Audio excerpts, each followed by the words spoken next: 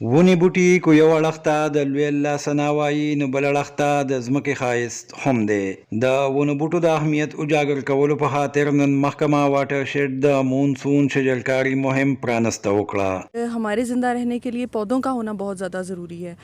ख़ास तौर पर 14 अगस्त के तकरीबात की या जश्न के हवाले से हमारे आज की तकरीबात का बाकायदा तौर पर तहसील मंदन में आगाज़ हुआ है आज, और इस प्रोग्राम में आप देख सकते हैं तमाम तहसील इंतज़ामिया यहाँ मौजूद है। د پلان فار پاکستان شجرکاری مهم د لاندې ایسی مندن مریم بختاور ډیفو واټر شیډ حاجی زرین ګل ناظم مندن نصیب خان او ټیمو امین خان په کپټن وکاس شهید سپورتس کمپلیکس کنکوې کې بوټي نال کړل او د مهم یې باقاعده پرانسته وکړه.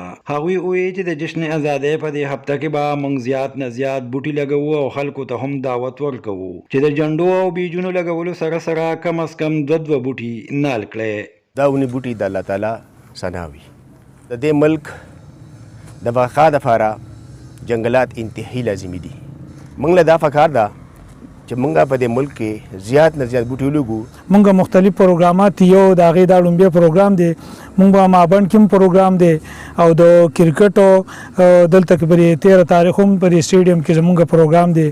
ریلی به پکې هم کو نور موږ به خلکو ته وایو چې دا 14 اگست په شاهد نشان طریقه مناو کوي. په دې موقع میډیا سره د خبرو په وخت ناظم نصیب خان وایي چې عوام دې د نورو بوټو لګولو سره د موجوده ځنګل حفاظت یقیني کړي او حکومت ته هم د تننګ او وډلاټ په پالیسۍ نظرثاني وکړي چې له وجې ځنګل تباه کیږي.